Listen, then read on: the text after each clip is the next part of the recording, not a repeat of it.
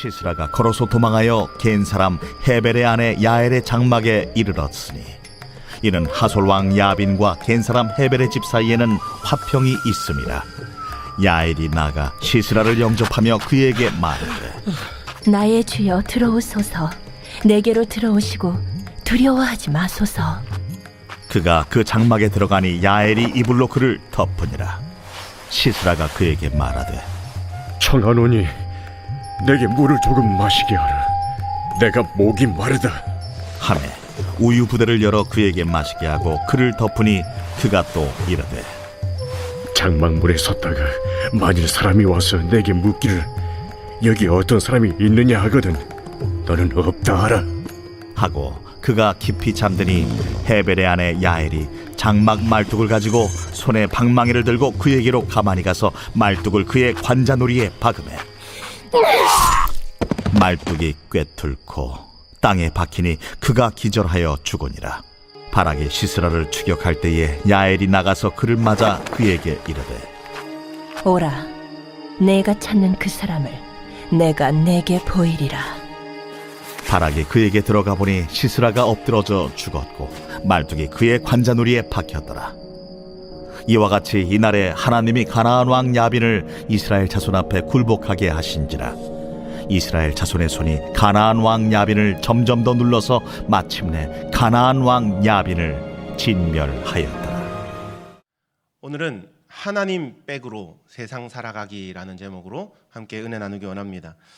우리는 사사기 4장을 통하여서 하나님께서 드보라 사사를 세우시고 이스라엘을 구원해 가시는 과정을 계속해서 살펴보고 있습니다. 그런데 사사기 4장의 내용은 단순히 드보라 사사가 하나님께 부름을 받아서 바락과 힘을 합쳐 그들의 대적 가나안 왕 야빈을 무찔렀더라라는 전쟁 이야기를 하고자 하는 것이 결코 아닙니다. 오늘은 앞에 다루었던 본문들까지 다 포함하여서 4장 전체를 좀 정리할 텐데 하나님이 사사기 4장을 통하여서 우리에게 전하고자 하는 메시지가 무엇인가, 그 메시지를 살펴보면서 함께 은혜 받고, 특별히 이 말씀이 오늘을 살아가는 저와 여러분 각자에게 주시는 의미가 무엇인가, 그 하나님의 의미를, 뜻을 알아가는 시간 되기를 간절히 원합니다. 하나님께서는 가나안 왕 야빈에게 심한 학대를 당하던 이스라엘의 부르짖음을 들으시고 드보라 사사를 세워주셨습니다. 그러나 드보라는 전장에 나가서 직접 그 선봉에 서서 진두지휘하는 방법이 아닌 그 앞에 바락을 세우고 바락에게 하나님의 말씀, 약속의 승리의 말씀을 전달해주는 방법을 선택하죠. 그런데 그 약속의 말씀 앞에 선 바락의 반응이 어떠했습니까? 즉각적인 순종과 온전한 믿음으로 반응하지 못하고 드보라에게 의지하면서 당신이 나와 함께 가면 내가 용기를 내서 갈 것이고 당신이 나와 함께 가지 않으면 내가 전쟁에 나가지 않겠다라는 다소 소극적이고 또 비겁한 모습을 보입니다. 약속의 말씀 앞에서 머뭇거리는 모습을 볼 수 있는 것이죠. 결국 드보라가 바락과 함께 갈 것을 약속하면서 한 가지 예언을 하죠. 어떤 예언입니까? 하나님께서 반드시 이번 전쟁에 승리하게는 하실 것입니다. 그런데 이 전쟁의 승리의 공로는 바락 당신이 아니라 한 여인의 손에 의하여서 이루어질 것이라는 말씀을 하죠. 우리는 이 부분을 살펴보면서 이스라엘의 군대 장관 이 바락의 모습과 연약한 여성이었지만 이스라엘을 구원하는 드보라의 모습을 대조적으로 살펴볼 수 있습니다.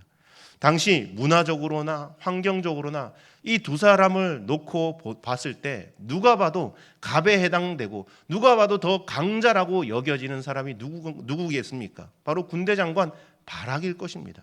그러나 하나님께서는 철병거 900승 앞에서 두려워 벌벌 떨면서 하나님의 말씀을 순종하지 못했던 바락이 아니라 눈에 보이지 않지만 드러나지 않았지만 확실한 하나님의 약속을 붙들었던 믿음으로 반응했던 이 드보라를 통하여 이스라엘의 구원을 이루시는 것을 볼 수 있습니다. 어제 살펴본 본문도 마찬가지죠. 이스라엘의 전쟁 준비를 마치자 드보라가 바락에 출정 명령을 내립니다. 다시 한 번 더 승리의 약속을 보장해 주는 거죠. 14절 말씀, 어제 읽었던 말씀인데 제가 다시 한번 읽겠습니다. 드보라가 바락에게 이르되 일어나라, 이는 여호와께서 시스라를 내 손에 넘겨주신 날이라. 여호와께서 너의 앞서 나가지 아니하시느냐 하는지라. 이에 바락이 10,000명을 거느리고 다볼산에서 내려가니. 드보라의 출정 명령을 받은 바락은 군사 10,000명을 거느리고 이 다볼산에서 이제 내려가기 시작합니다. 전쟁이 시작되자 드보라의 말처럼 여호와께서 바락과 또 그의 이스라엘 군대 앞에서 시스라와 그의 철병거들과 군대들을 혼란에 빠뜨려 버리십니다. 15절 말씀이죠. 여호와께서 바락 앞에서 시스라와 그의 모든 병거와 그의 온 군대를 칼날로 혼란에 빠지게 하심에 시스라가 병거에서 내려 걸어서 도망한지라. 여러분, 이 본문에서는 간략하게 그냥 혼란에 빠지게 하심에라고 짧게 이렇게 표현하고 있는데, 이제 내일부터 살펴볼 사사기 5장에 나오는 드보라와 바락의 노래 내용을 살펴보시면 하나님께서 예기치 않은 폭우를 이 기송강에 쏟아 부으셔서 이 기송강을 범람케 하셔서 철병거와 말과 군대를 다 진흙탕에 빠뜨려 버리십니다. 진흙탕에 빠지니 철병거가 무슨 소용이 있겠습니까? 완전히 고철덩어리가 되고 만 것입니다. 여러분, 당시 철병거는 천하무적의 무기였습니다. 지금으로 따지자면 탱크 900대를 앞세워서 지금 나간 것입니다. 상대는 방패와 칼만 든 사람들인데 탱크 900대를 몰고 나갔다고 상상해 보십시오. 이 철병거는 전쟁의 승패를 결정지을 만큼 확실하고 강력한 무기였습니다. 그런데 여러분, 철병거 900대를 앞세우고 위풍당당하게 나갔던 시스라는 그 무기 제대로 한번 써보지 못하고 완전히 속절없이 무너지고 맙니다. 어떻게 이것이 가능했습니까?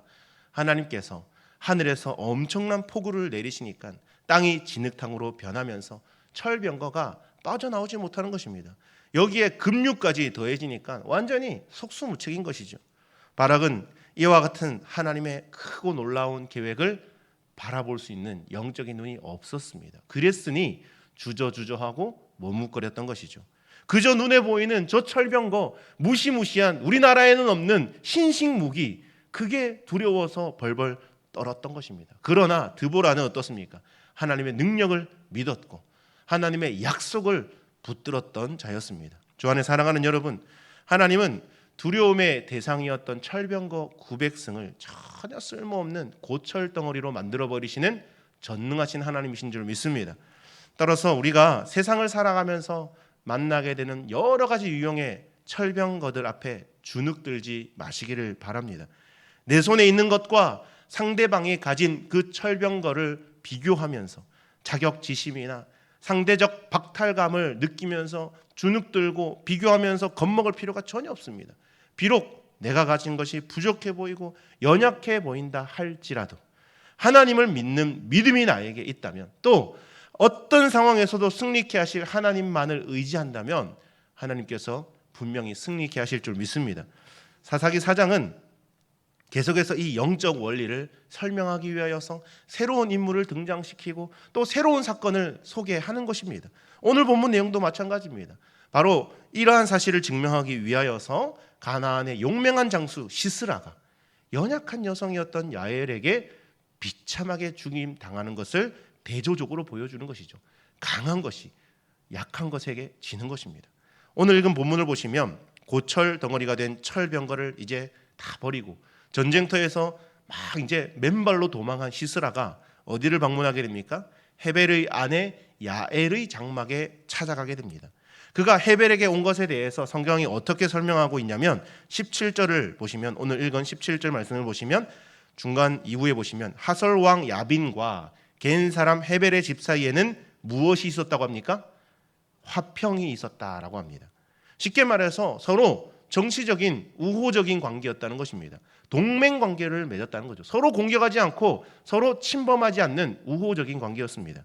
그런데 그는 헤벨이 아닌 헤벨의 아내 야엘의 장막에 나타난 것이죠.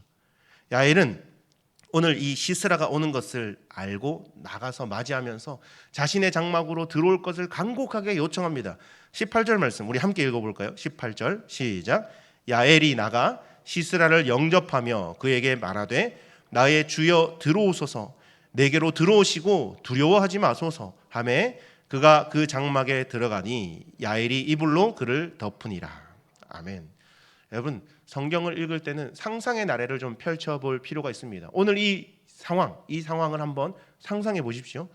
자신의 나라와 평화 협정이 맺어진 곳에 도움을 얻기 위해서 찾아왔는데 한 여인이 막 버선발로 나와서 지극정성으로 영접하며 자신의 장막으로 들어오기를 요청합니다.